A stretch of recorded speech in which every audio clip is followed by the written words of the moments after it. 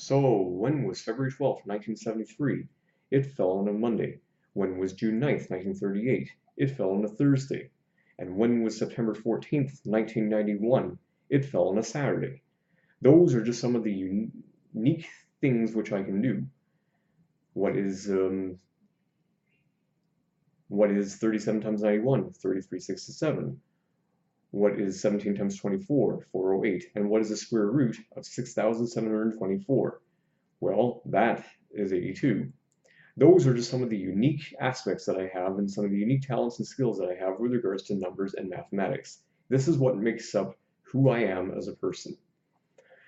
To introduce you to these things, I am showing you many of these things and more in order to show you just how unique I am, but why I think it's normal for me, even though you might not think it's normal for you. A long time ago, I discovered I was very good with math, and the very first skill which I developed was with calendars, and this happened back in the early 1980s. I learned about what 1984's calendar was like, and managed to develop a system based on all the years that went by. I know it took a long time to develop, but I based it on the 7 days of the week, and leap years every 4 years, and calendar patterns which I have since discovered. This is all normal to me, even though it may not be normal to you, because this is how unique I am. And because I'm unique, I know that everyone in this world is unique as well. So I want to ask you this question: what are you good at? What do you have that sets you apart from me? What do you have that sets you apart from your friends? What sets you apart from the people you work with or that you live with? Or even, quite frankly, for that matter, your family or your spouse.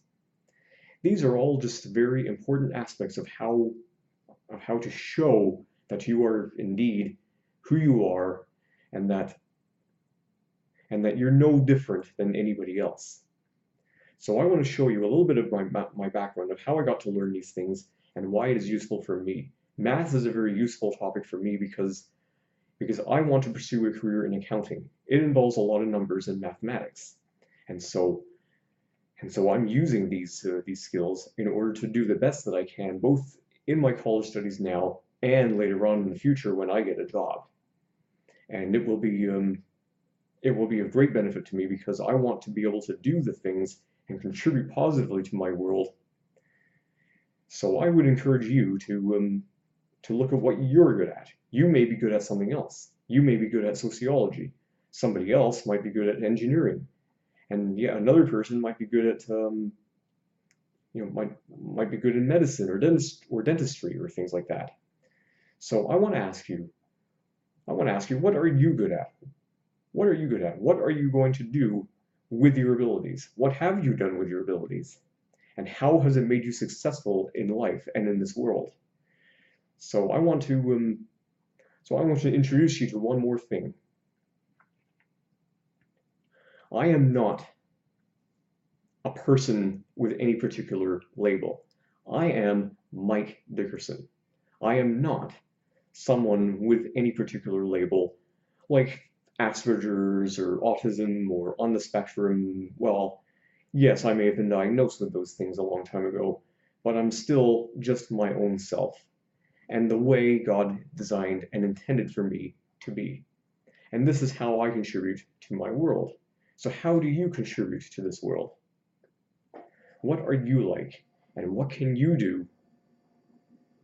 What can you do to further your abilities to be the kind of person you are?